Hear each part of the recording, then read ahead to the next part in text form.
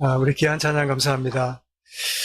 우리 말씀의 제목이 우리는 하나님의 기쁨이란 제목인데 연관한 그런 찬양이라 생각이 됩니다.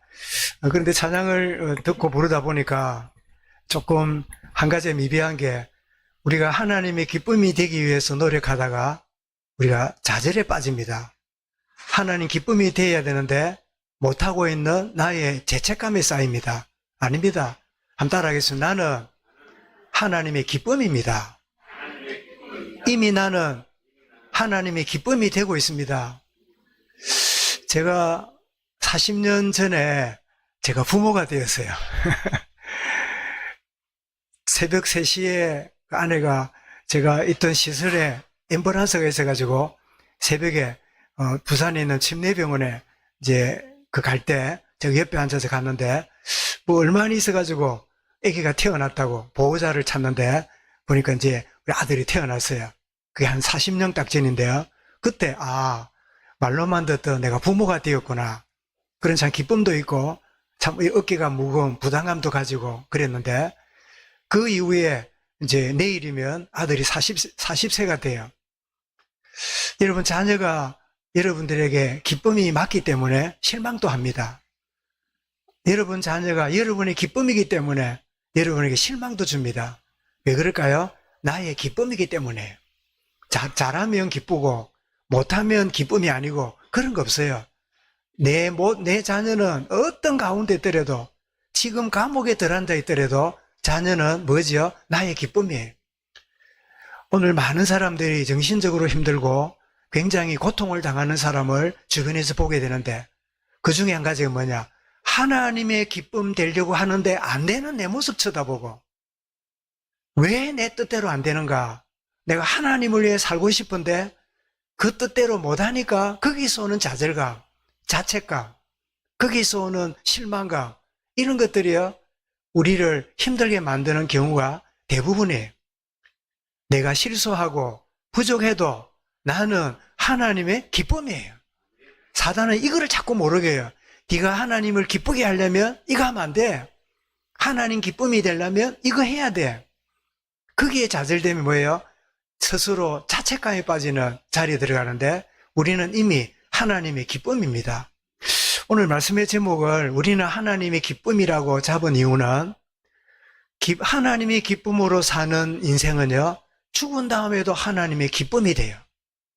오늘 본문 내용이 그것을 잘 말해줘서 말씀을 준비해놓고 묵상하다가 그래 우리는 살아있을 때도 하나님 기쁨이 맞다면 죽은 다음에도 하나님은 우리를 기뻐하시는구나 하는 그 장엄한 장면을 오늘 본문에서 보는데 겉모습은 뭐지요? 야곱의 장례식이에요. 야곱의 장례식인데 이 야곱의 장례식이 비참하거나 참 불행한 모습이 아니라 너무나 놀라운 애굽에 있는 모든 군대가 동원되고 가나안에 있는 모든 사람들이 아니 애굽에 누가 죽었길래 저렇게 어마어마한 군인들과 호상객들과 수많은 사람이 올라와서 그를 저를 애곡하고 저렇게 장례를 거창하게 치르는가. 가나안 사람도 다 놀랐어요. 근데 그 장례식의 주인공이 누구지요? 야곱입니다. 형을 피해 도망갔고 환도뼈 부러져서 쩔룩거리고 있는 참 볼품없는 노인인데 그의 죽음까지도요 하나님이 얼마나 기뻐하시는지 하나님의 기쁨이 되고 있구나 하는 사실을 오늘 말씀을 통해서 보게 되는데 우리 지난주 강단 말씀 메시지가 뭐였지요? 험악한 세월을 살았던 야곱 그 다음 뭐라고요? 영원한 안식에 들다. 그래서 이 말씀을 나눈 다음에 수요예배 때 뭐지요? 영원한 안식에 들어가는 우리는 지금도 우리 안에 있는 천국을 누리는 자다. 하나님 나라 여기 있다 저기 있다 아니하고 너희 가운데 있느니라. 이 천국의 비밀을 누리는 자가 영원한 천국에 들어가는 거지 갑자기 천국 가는 게 아니다. 갑자기 죽고 보니까 천국 왔네 하는 게 아니라 살아있는 동안에 내 안에 임하는 하나님 나라를 누리는 그런 복을 누리다가 어느 날 그림자 예고편만 보다가 개봉박도 드디어 개봉하는 천국의 축복을 누리는 거다. 오늘 예배하는 시간이 내게 임한 천국을 누리는 시간임을 믿으시기 바랍니다. 여러분의 일과가, 여러분의 모든 일상이 하나님 나라 누리는 자리구나. 이게 여러분이 깨달아지면요, 어떤 어려움과 문제 오더라도 문제가 되지 않지요. 그래서 여러분, 성경은 인간에게 세 가지 죽음이 있음을 알려줍니다. 첫 번째 죽음은 우리가 잘 아는 대로 생물학적 죽음입니다. 그래서 모든 사람이 죽는다고 히브리 9장 27절이나 전도 3장 2절을 그리죠. 모든 사람은 태어나면 죽게 되는. 그런데 사람들이 태어나 살아가는데요, 몸은 살았는데 영적으로 죽은 상태에 살아가 영적 죽음으로 살아가는 인생들이 있어요. 그들이 누굴까요? 예, 불신자입니다. 불신자는 태어나서 몸은 살았는데 막 말은 하고 막 나름대로 이것저것 하는데 영적으로는 죽은 상태예요. 여러분, 에베소 2장 1절부터 3절에 보면 허물과 죄로 죽었던 너희, 이 세상 풍습을 따르고 공중 권세 잡은 자를 따라다니면서 몸을 갖고 있다 보니까 기껏 한다는 게 하나님을 거역하며 사는 게 영적 죽음 가운데 사는 불신자의 모습이에요. 자기는 성공하고 자기는 잘났다 하고 남들에게 날 따라오라고 말하고 있는데 그 사람은 뭐예요? 영적인 죽음의 상태예요. 그러다가 드디어 영원한 죽음으로 들어갑니다. 생물학적 죽음 이후에 드디어 죽게 되는데, 영적 죽음 상태에 있는 걸로 끝난 거임에도 억울한데 죽은 다음에 어디 가요? 둘째 사망으로 들어가요. 영원한 지옥불에 들어가는. 그래서 그걸 보고 영원한 죽음이라 그렇게 말하는 거지요. 생물학적 죽음은 모든 사람이 죽습니다. 영적 죽음 가운데 우리는 태어났어요. 응애응애하고 울고 태어났지만 영적으로는 죽은 상태에 우리가 태어났어요. 그러다가 어느 날 예수의 생명이 우리에게 임하게 되므로 영생을 얻게 되었어요. 진짜 살아났어요. 영적 죽음 가운데 사는 사람과 영생을 소유하는 두 가지 종류 사람이 이 땅을 살아갑니다. 그러다가 마지막 죽음은 생물학적 죽음으로 말미암아 영원한 멸망으로, 사도행전 계시록 20장에 보니까 둘째 사망으로 들어가는데, 그러나 하나님의 자녀는, 하나님의 자녀된 야곱은 영원한 복을 누리는 자리로 들어가 있습니다. 계시록 21장에 그랬죠.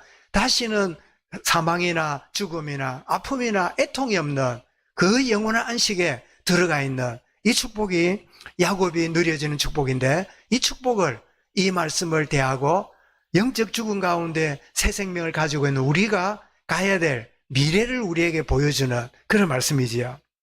오늘 우리 첫 번째로 생각할 거는, 아버지 야곱의 장례를 준비를 하고 있습니다.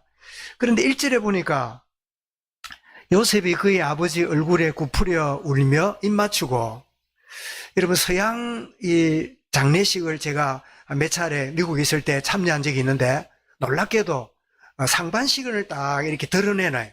관을 이렇게 하반신은 덮어놓고 상반신을 열어놔요. 그 사람들이 쭉 지나가면서요, 이렇게 보면 얼굴을 아주 화장을 해가지고 옆에 주변에는 꽃으로 단장하고, 살아있을 때 그렇게 예쁠 수가 없을 만큼 예쁘게 화장을 해서 딱 누워있으면 보면 꼭 살아난 사람 같아요. 그래서 어떤 이는 정말 볼을 맞춥니다. 아니면 손을 갖다 대든지 이러면 그 몸이요 싸늘해요. 왜요? 밑에는 얼음으로 이렇게 얼려놓았거든. 부패되면 안 되니까. 얼굴은 화장을 해가 살아있는 게 보이는데, 그래서 여기에 입 맞추고, 이 말은 실제로 죽은 아버지의 시신에 입을 맞추는 이런 모습을 보게 되는데, 그런데 이 다른 본문에 보면 아버지 죽음 앞에 요셉이 크게 울며 슬퍼했더라, 이런 표현이 나와요. 여러분, 아이들이 결혼식을 하게 되면요, 대부분 부모들이 웁니다. 왜 울까요? 기뻐해야 될 일인데, 박수 쳐야 될 일인데, 보통 보면 어머니들이 잘 울지요. 우리 방대사도 어느 날 예주가 시집가면 틀림없이 울 거예요. 우리 다 그때까지 있을지 모르겠는데 있다면 보겠지요. 근데 어떤 집은요, 아버지도 울어요. 왜 그럴까요? 너무 기뻐서, 너무 즐거워서 우는 울음도 있지만 대부분은 아쉬운 게 너무 많아. 주마당처럼 이 아이가 어릴 때부터 자라고 쭉 자라오면서 내가 해준다고 했는데 여러 가지 놓친 거, 참 제대로 뭐 해주지 못한 거, 내가 제대로 사랑을 베풀지 못한 거, 나의 마음이 진정으로 전달되지 못한 거, 이런 것들이 주마등처럼 지나가면서 막 그렇게 울게 되는 게 아닌가 싶은데, 맞지 않는가 싶은데, 장로님 맞지요? 장로님도 자녀들 결혼할 때 울었습니까? 그렇습니까? 예. 울 수도 있고 아닐 수도 있고 하겠죠. 저도 잘 모르겠습니다. 그런데 야곱이 죽은 다음에 요셉이 올 때, 저는 틀림없이 노예로 팔릴 때 그 지난날의 자신의 아픔, 그리고 재수로 지낼 때 그 부모에 대한 그리움, 그리고 아버지가 형님에게 핍박을 받아가 예삼촌 집에 도망치고 그 결혼해갖고 자기 형제들 낳고 자기도 놓고 막 이런 과정들 어릴 때 듣고 자랐을 거 아니에요. 그런데 자기가 겪어가면서요, 아버지가 겪었다는 아픔을 저도 같이 겪어왔는데 아버지 얼마나 힘든 인생을 살았습니까? 그러면서 마음이 동병상린, 사람이 아프면요, 아픈 사람을 이해하잖아요. 그런 어떤 모습들을 가지고 요셉이 그렇게 울고 슬픔을 누르는 게 아닌가, 그런 마음을 갖게 되는데요. 그래서 하나님의 은혜로 자기가 총리가 되고 총리로 세워졌을 때 형들을 원수 갚는 게 아니라 오히려 형들을 용납하고, 그리고 아버지를 애굽으로 모셨는데 그 애굽으로 와서 이제 잘 지내다가 드디어 147년에 이제 7세에 아버지가 죽었잖아요. 그래서 아버지를 극진하게 이 장례를 이제 준비하는 모습을 보면서 십자가에 달리신 주님께서 요한에게 이렇게 말씀하지요. 요한아, 내 어머니라. 사랑하는 어머니 마리아를 그 요한에게 부탁을 하는 장면이 나옵니다. 이런 사람이 고통에 쌓이면요, 자기밖에 생각이 안 나요. 사람이 아프면요, 자기 외에는 생각이 안 나요.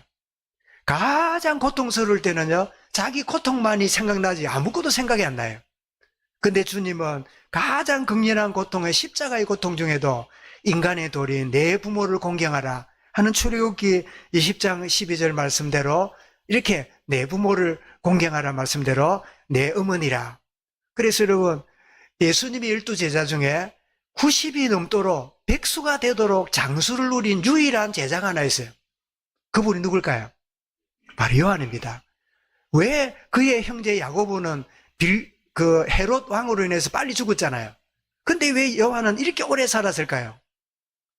성경은 기록 안 합니다. 그러나 이 본문을 짐작해 볼 때 예수님의 어머니 마리아를 봉양하고 돌보기 위해서 마리아가 돌아가실 때까지 요한이 살아있어야 되잖아요. 막 그런 의미가 있지 않는가. 그래서 빨리 죽는데도 이유가 있지만 오래 사는데도 사는 게 지긋지긋하다. 그거는 하나님의 주권을 방해하는 거예요. 분명한 계획이 있다.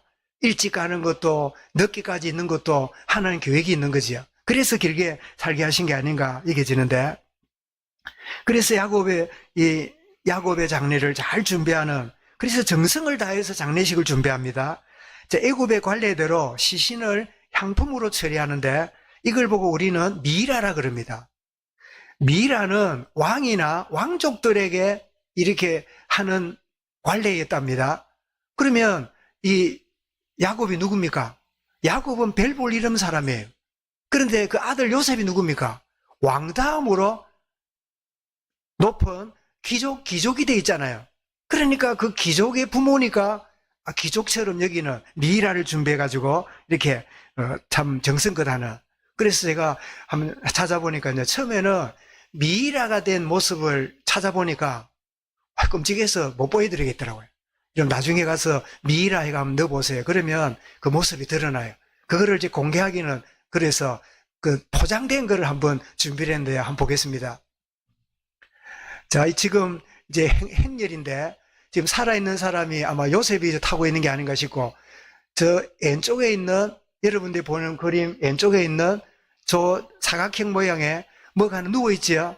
저게 뭐냐니까 저게 미라예요. 미라 처리가 된. 그럼 앞에 있는 상자 저거는 뭘까요? 미라를 만들 때 뇌를 긁어내고 창자와 심장을 드러내고 부패할 내용물을 다 담아서 항아리에다 집어넣는데요. 소금을 절인대요. 그래서 이 몸뚱아리만 미라를 만들고 내장은 꺼내갖고 항아리에 넣어서 그 미이라 옆에다가 둠으로 이 애굽 사람들은 놀랍게도 죽음 이후에 이 세계가 있다라고 하는 그런 의식이 애굽 사람들이 있었어요. 그래서 옆에 자세히 보면 여기는 기독교 그림이 안 나오는데 일반 애굽 그림을 보면요, 시커먼 개처럼 생긴 이 사람 모양이 나오는데 그게 뭐냐? 죽은 다음에 오는 사신이다. 그 사신을 죽은 개 그림으로, 검은 개 그림으로 그렇게 그려놓은 것을 보게 될 거예요. 저런 모습인데, 애굽 사람들이 70일 동안 이 애국을 하는데요, 미이라를 만드는데 보통 40일이 걸린다 그럽니다. 근데 미이라를 만드는 가운데도 70일 동안 했으니까 엄청난 관례를 따르는 건지 존경의 표시인지 그 요셉에 대한 고마움의 표시인지, 요셉이 나라 살린 그런 영웅이잖아요. 그 아버지잖아요. 그래서 아마 극진하게 슬픔을 표현한 게 아닌가. 그래서 왜 보통 우리 가정집에 일반인은 3일장을 하고 또 조금 인물이 있는 사람은 5일장을 하고, 대통령이 죽거나 그러면 보통 7일장인가 하지요. 국장이라 해가지고, 그죠? 좀 길게 하고 이러는데 그 이상은 잘 안 하지요. 그런 옛날에 왕은요, 이렇게 수십일을 온 백성이 식음을 전폐하고 이렇게 슬픔을 표현하는 이런 모습을 보게 되는데, 큰 행력을 이루고 올라갑니다. 그래서 열조의 묘지인 막벨라굴에 안장을 하는데, 요단강을 건너서 이제는 애굽에 있는 그 야곱의 시신을 요단강 건너서 이제 올라가서 시신을 이제 이렇게 묻히게 되는데, 그 다음 그림을 보겠습니다. 이 그림을 좀 구체적으로 보면요, 저기에 이제 미이라가 되어 있는 저 야곱의 시신을 어깨에 메고 많은 사람들이 데리고 올라가는 그런 모습이지요. 그 다음 한번 보겠습니다. 이게 좀 가까이 보면 저렇게 그 미이라로 되어 있는 저거를 행상이라 그럽니까? 우리 옛날에 왜 그 우리 나라에도 산에 올라갈 때 종이로 만든 행상을 메고는 뭐 어이야 하면서 올라가잖아요. 뭐 올라가면 인제 가면 언제 오나 하면서 막 올라가는 뭐 그런 장면인데, 저런 모습으로 이제 올라가는 이제 모습을 보입니다. 그리고는 이제 드디어 그 아닷 타작마당에 도착을 해서 마지막 7일을 더 울고 막벨라굴에 이제 안치를 하게 되는데, 그 장면이 오늘 주보에 나와 있는 장면인데, 여러분 이 주보에 있는 장면을 보면요, 그림이 몇 가지가 같이 그려져 있는 거예요. 한 그림 안에 여러 주제가 담긴 그림인데, 그 다음 한번 보겠습니다. 여러분 저 위에 보면 강이 보이죠? 저 강 건너편이 애굽이에요. 그리고 요단강을 건너왔단 말이죠. 요단강을 건너와서, 그리고 건너와 가지고는 이 미안함 영어로 돼서 요셉을 위한 슬픔의 시간을 갖게 되고 7일 동안. 그런데 앞쪽에 보면 왼쪽에 있는 그림은 타작마당이고, 오른쪽 밑에 있는 그림이 뭐로 보입니까? 가시죠, 가시. 아닷이라는 뜻이 가시가 있는 마당, 가시덤불이 있는 마당, 그런 뜻으로 썼는데, 그래서 가시를 그려놨어요. 그 아닷마당에 와서 7일을 이제 그 슬퍼하고 장례를 치르는, 여러분 참 험악한 생애를 살았던 야곱이었는데, 하나님의 은혜로 이 명예로운 장래의 인생이었음을, 명예로운 인생이었음을, 여러분 사람의 진정한 가치는요, 죽은 다음에 드러난다는 말이 있잖아요. 이렇게 드러나고 있음을 보게 됩니다. 그래서 전도서 3장 3절부터 4절 보면, 죽을 때가 있으면 치료할 때가 있고, 흘 때가 있으면 세울 때가 있고, 울 때가 있으면 웃을 때가 있고, 슬퍼할 때가 있으면 춤출 때가 있나니. 그래서 이 야곱이 그 아들의 요셉의 주관으로 참 죽은 다음에도 참 명예로운, 모든 사람들이 놀랄만한 그런 장례를 잘 치르게 되는 걸 보게 되는데, 이게 있어 우리 소련이 말씀드린 대로, 야곱은 험악한 세월을 살았지만 야곱의 생애는 뭐예요? 하나님의 기쁨의 생애였어요. 부족하고 허물 많고 연약했지만 야곱은 늘 하나님으로 뭐랬냐? 야곱아, 내가 너와 함께한다. 너는 내 것이다. 어디를 가 너를 지키리라. 왜 그럴까요? 나의 기쁨이기 때문에. 여러분 이제 앉아 계시지만 여러분 마음 한구석에는 언제나 마음속에는 누가 있죠? 여러분의 기쁨이, 자녀들이 여러분 마음에 들어있잖아요. 자녀들이 어떤 어려운 가운데 있더라도 어떤 내게 쓸데없는 소리를 하더라도 자녀는 내게 뭐예요? 영원한 기쁨이에요.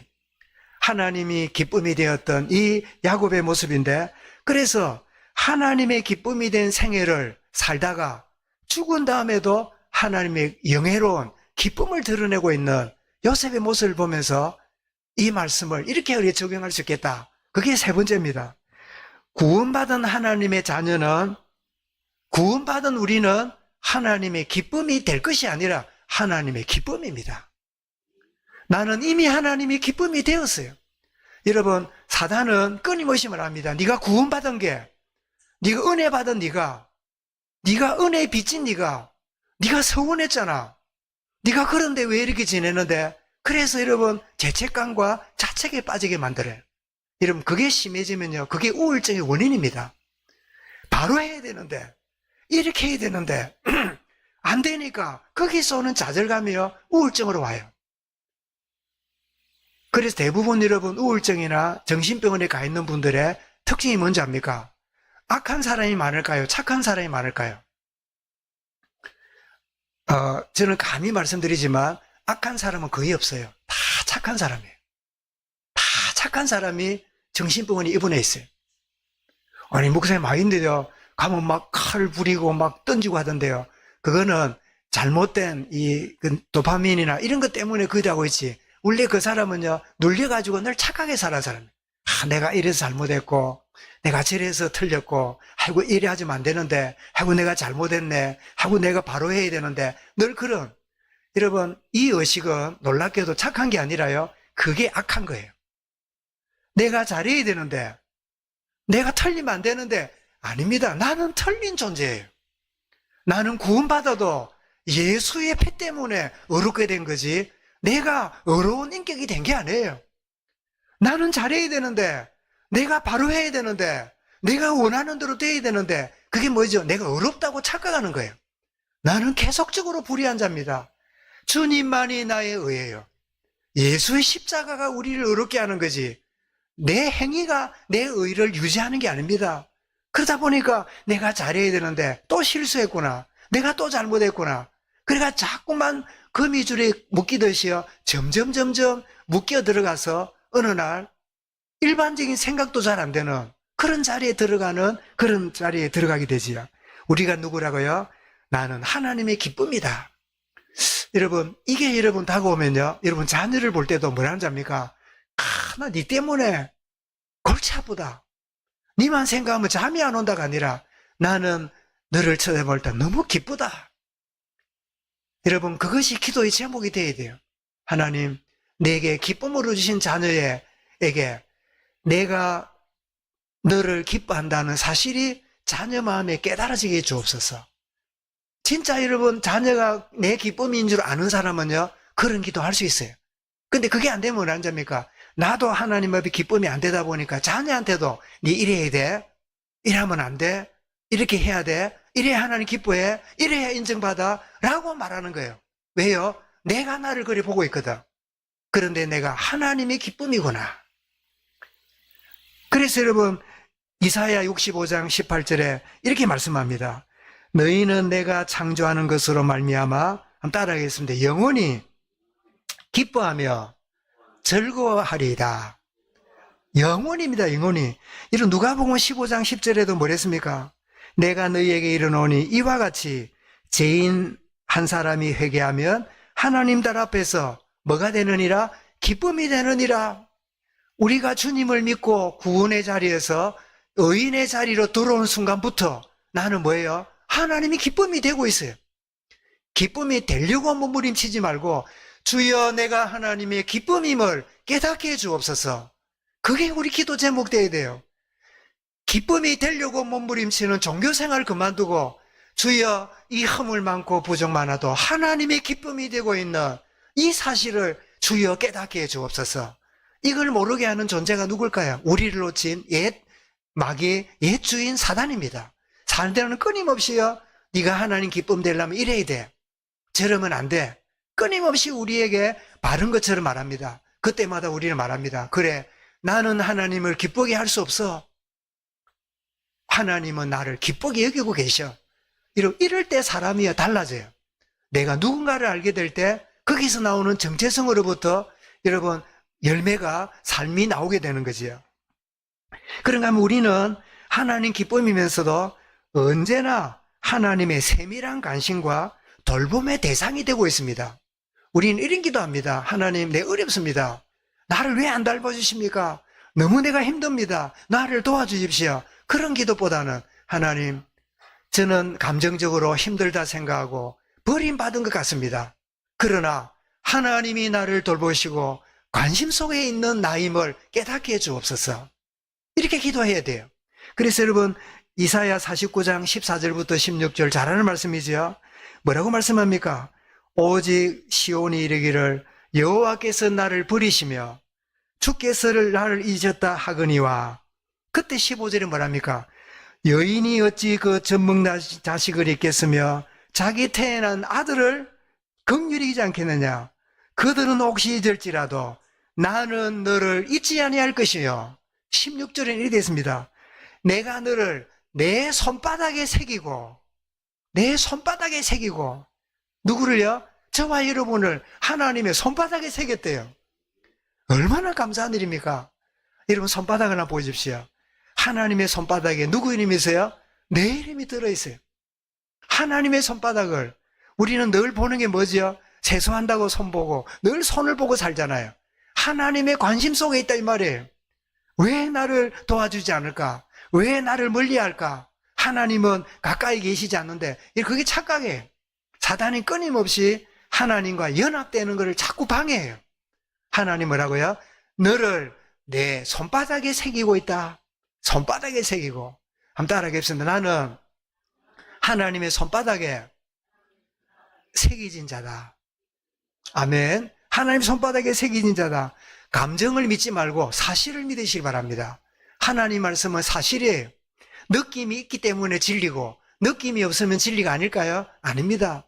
느껴지는 그거는요, 내가 원하는 그런 방향 속에서 아멘이 되는 거고, 내가 못 느낄지라도 사실을 믿어지면요, 그게 실제고 그게 현실이 되어짐을 누리게 되지요. 그런가 하면 나는 예수 그리스도로 말미암아 하나님 앞에서 내가 하나님의 기쁨임을 알면요, 하나님 앞에 즐거워하는 자가 됩니다. 오늘 우리 소은이랑 어디가 잘 안 보이는데 주무시나요? 소은이가 아빠와 엄마에게 기쁨이 된다는 거 알면요, 아이는 어떻게 합니까? 막 혼자 돌아다닙니다. 막 즐겁게 삽니다. 그런데 엄마 아빠 얼굴 보니까요, 자기를 기뻐 안 하는 것 같아. 자기에 대해서 굉장히 불만이 많은 것 같아. 자기에 대해서 굉장히 할 말이 많은 것 같아. 그러면 아이는요, 즐거움이 아니라 두려워해요. 얻어맞지 않을까? 내가 어떻게 될까? 그런 가운데 있지요. 그래서 로마서 5장 11절에 무슨 말했습니까? 이제 우리로 하나님과 화목하게 하신 우리 주 예수 그리스도로 말미암아 하나님 안에서 또한 즐거워하느니라. 즐거워하는 인생. 여러분, 누구는 항상 즐겁다 합니까? 바보는 항상 즐겁다 그러지요. 그래서 속담에 바보는 항상 즐겁다 하는데, 바보, 누구를 보고 바보라 그럽니까? 판단력이 잘 없고 어떻게 해야 될지 분별력 없는 사람이 바보잖아요. 바보라 말하잖아요. 근데 여러분, 우리가 누굽니까? 주님 앞에 가면요, 내 이성과 자아로 살지 않기 때문에 진짜 바보가 돼요. 그래서 뭐지요? 바보도 즐겁지만 영적으로 주님 주신 은혜로 사는 자도 뭐예요? 즐거움으로 사는 거예요. 그래서 우리는 영적인 바보가 돼야 돼요. 다 뭐 머리 돌아가고 다 뭐 인본주의 쓰고 수단 방법으로 살면요, 똑똑한 것 같아도 그게 뭐지요? 하나님을 거역하고 사는 거야. 여러분, 정말 하나님 안에 즐거워하는 이것이 뭐예요? 나의 신분이에요. 여러분, 더 나가서 이때부터 어떤 일이 벌어지냐? 내가 하나님의 기쁨임을 알면요, 내 삶이 달라져요. 그 사람에게 빛이 나요. 그리고 그 속에 즐거움이 있습니다. 그럴 때 뭡니까? 주변 사람들의 인정도 받습니다. 야, 저 사람이 왜 그럴까? 그래서 로마서 14장 18절을 제가 소개하겠는데요. 그리스도를 섬기는 자는 하나님을 기쁘시게 하며 사람에게도 칭찬을 받느니라. 이게 야곱의 생애가 아닌가? 야곱도 인정받으려고 얼마나 몸부림쳤습니까? 번일의 하나님 만난 다음에 그 인생이 달라졌어요. 하나님의 기쁨을 알았어요. 생애를 마쳤습니다. 생애 끝난데도 그 가난한 사람과 애굽 사람 모두가 이 야곱의 장례에 참여하고 함께 이 추도하고 이런 사람들이 칭찬받는 이 모습을 여기서 발견하잖아요. 그래서 저는 제 기억으로 처음으로 제 돈으로 성경책을 산 게 1977년에 제가 신학교를 입학을 해가지고 기념으로 한문하고 그 한글하고 한문이 있는 그 성경이 있어요. 자쿠가 달려 있는데 그거를 하나 사가지고 제가 성경 읽었더니 로마서 오늘 14장 18절을 보면서 저는 고신에 자라면서 뭐 생각했냐? 오직 하나님의 영광을 돌리고 하나님께 영광 돌리는 생애로 살아야지. 오직 십자가를 지고 어떤 희생과 어림이 있더라도 오직 주를 위해 살아야지. 그 어떤 획일적인 생각에 제가 신앙생활을 했어요. 그런데 14절을 읽으면서 그리스도를 섬기는 자는 하나님을 기쁘시게 하며 사람에게도 칭찬을 받느니라. 제게는 너무 큰 충격이었어요. 이런 말을 교회에서 들은 적이 없어요. 교만하면 안 돼. 그렇게 하면 안 돼. 라고 덮어주면서 누르며 지냈어요. 그랬던 제게 이 말씀을 연중해요. 그리스도를 기쁘게, 하나님을 기쁘게 하며 사람에게도 칭찬받느니라. 이 말하는 칭찬은 인간적이거나 세상적인 의미가 아니라 하나님으로부터 인정받는 인생이 된다. 그래서 제가 그 성경에다 기록했어요. 하나님, 저를 주의 종으로 불렀는데 부족해도 하나님을 기쁘시게 하고 사람으로부터 칭찬받는 주의 종이 되게 해 주옵소서. 그 77년이니까 거의 이제 뭡니까? 내년이면 몇 년이죠? 딱 50년 되잖아요. 50년 전에 제게 주신 말씀이에요. 그런데 야곱의 생애가 뭐예요? 하나님을 기쁘시게 하고 사람들로부터도 칭찬을 받는 이런 모습을 보게 되잖아요. 여러분, 안디옥 교회가 주변으로부터 뭐라고 부름받았습니까? 저 사람들은 그리스도인이구나. 그리스도에게 속한 사람이구나.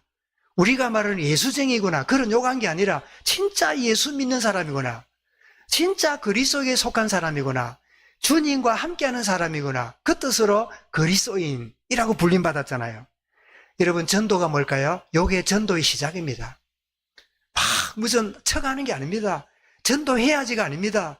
정말 하나님의 기쁨임을 알고 그리스도와 즐거워하고 기쁨을 누리고 있으면 사람들로부터도 당신 교회 나갑니까? 어느 교회입니까? 나도 가고 싶습니다. 이런 일이 여러분 일어나기 시작한다 저는 믿습니다. 물론 우리는 내가 잘못하고 내가 뭐 훌륭하지 않으면 전도가 안 되고 또 그런 이야기도 아닙니다. 하나님은 우리의 모든 걸 기쁨으로 받으시고 그와 더불어 즐거워할 때 그때부터 전도의 문이 열리기 시작하는. 그래서 여러분 사도행전 11장 26절에 뭐랬죠? 사도의 가르침 받아 그리스도라 일컬음을 받았더라. 마태오 5장 16절 뭐랬습니까? 이와 같이 너희 빛을 사람들에게 비치게 하여 그들로 너희 착한 행실을 보고 하늘에 계신 하나님께 영광을 돌리게 하라. 여기 말하는 것은 내가 하나님 기쁘게 하려는 착한 행실이 아니라 내가 하나님의 기쁨이 되고 있구나. 이럴 때요, 거기서부터 착한 행실이 나와요. 그때부터 여러분 새로운 열매가 우리에게 드러나요. 하나님 주시는 것으로 모든 사람 영광을 돌리는 이런 일이 벌어지지요. 그래서 여러분 결론입니다. 나의 인생은 하나님의 기쁨을 누리는 인생이에요. 기도할 때 하나님 오늘 하루 하나님을 기쁘게 하는 하루 되게 해주십시오가 아니라 하나님 오늘 하루 하나님의 기쁨을 내가 누리는 하루가 되게 하옵소서.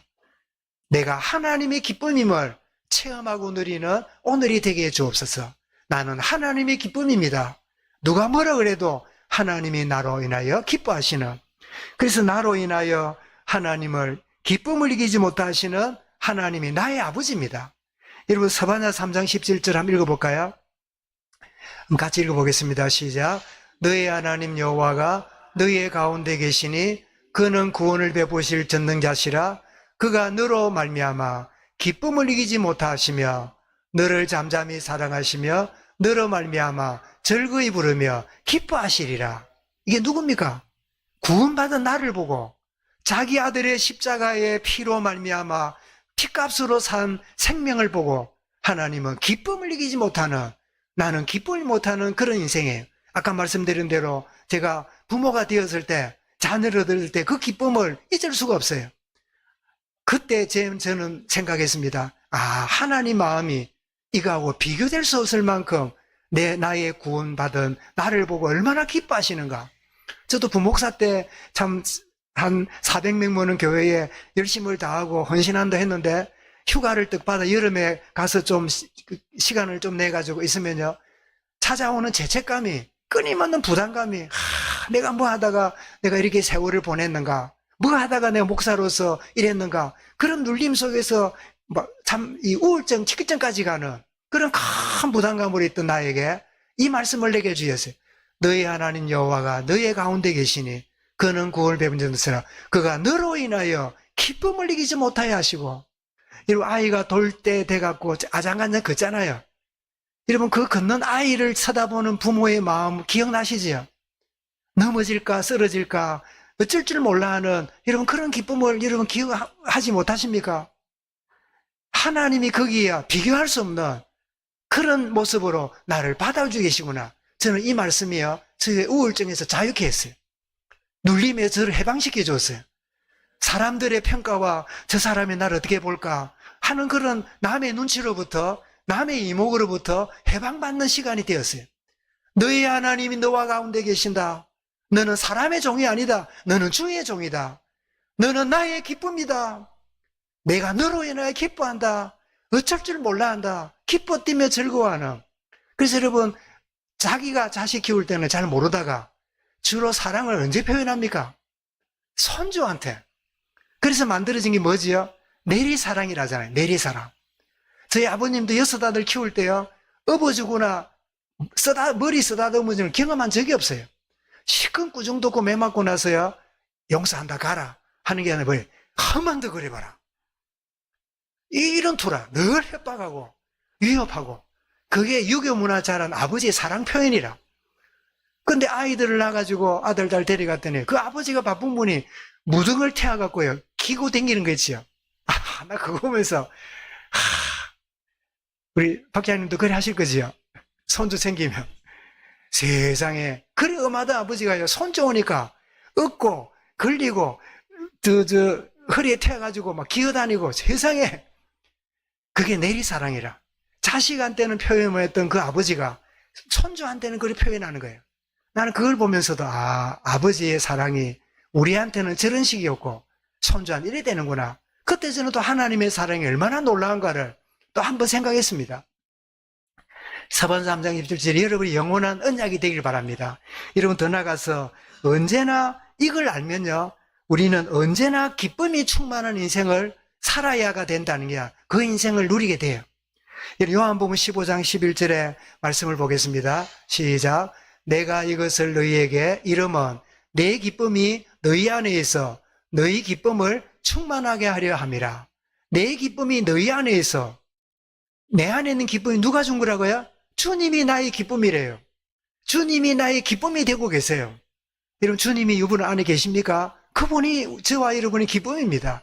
여러분, 요한복음 16장 22절 읽어보겠습니다. 다 같이 시작. 지금은 너희가 근심하나 내가 다시 너희를 보리니 너희 마음이 기쁠 것이요 너희 기쁨을 빼앗을 자가 없으리라. 왜 기쁨을 잃어버립니까? 속은 거예요. 우리 안에는 기쁨이 충만하게 있어요. 하나님이 그리스도로 말미암아 내게 주셨어요. 근데 어느 날 우리가 뭘 봐요? 그림자를 자꾸 쳐다봐요. 어느 날 그림자가 벌떡 일어나요. 그림자를 쳐다보니까요, 모든 게 문제야. 그러나 우리는 빛 가운데 살아가는 자지 그림자 쳐다보고 안 삽니다. 대부분 우울한 사람은요, 길을 갈 때 고개 숙이고 다닐까, 고개 들고 다닐까요?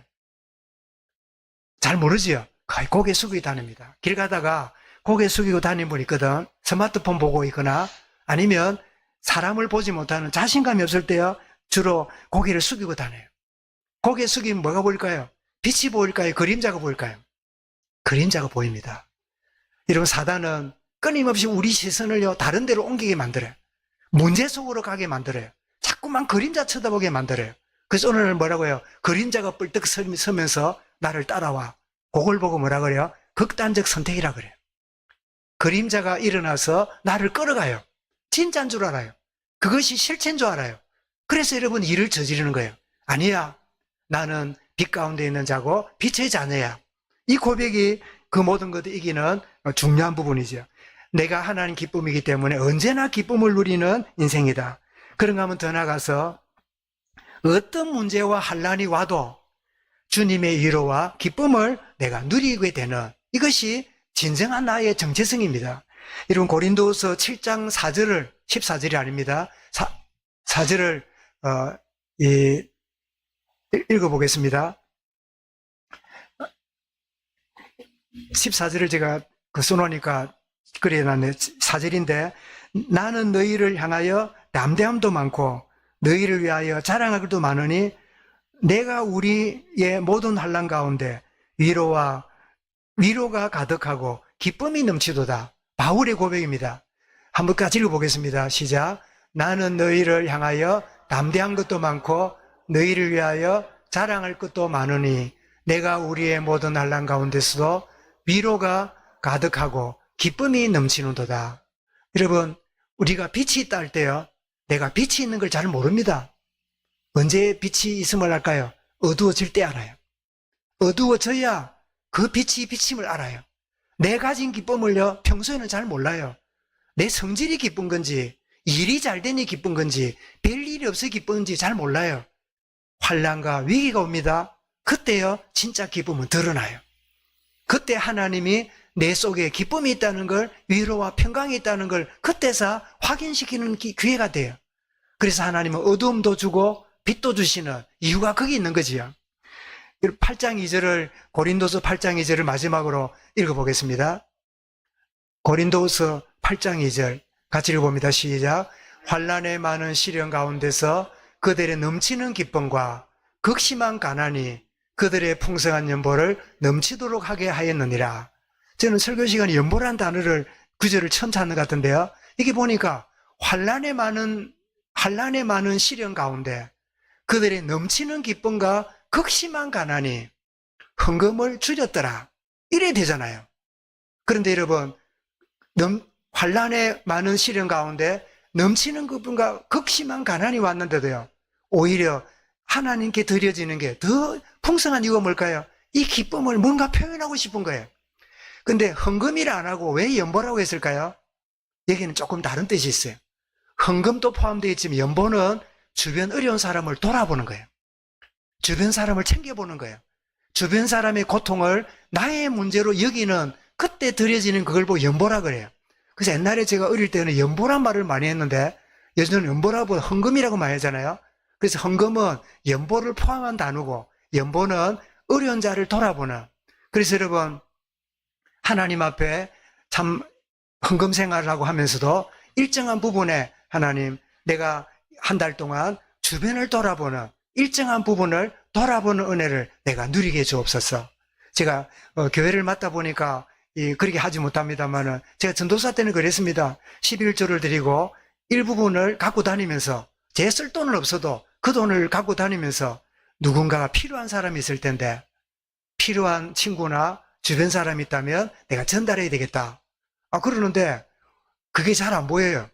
그때 제가 이상한 경험을 했습니다. 이거를 누군가 줘야 되는데 받을 사람이 안 보일 때요, 그때 마음이 괴로워요. 그때 제가 알았습니다. 하나님, 제가 이렇게 긍휼의 마음이 없다는 것을, 내가 이렇게 긍휼의 마음이 부족하다는 걸 주님 알게 하시네요. 그걸 제가 그때 경험했어요. 그때 희한한 일이 벌어져서 놀랍게도 그런 상대를 만났어요. 주고 나니까 얼마나 자유로운지, 내가 봉투를 받는 것보다 주는 기쁨이 얼마나 놀라운지, 얼마나 감사한지, 내쓸 거는 없지만은 줄 게 있다는 게 이게 얼마나 감사한 일이에요. 내 생애에 기적을 체험해요. 내 생애에 놀라운 재창조의 축복을 제가 경험하고 얼마나 감사한지 몰라요.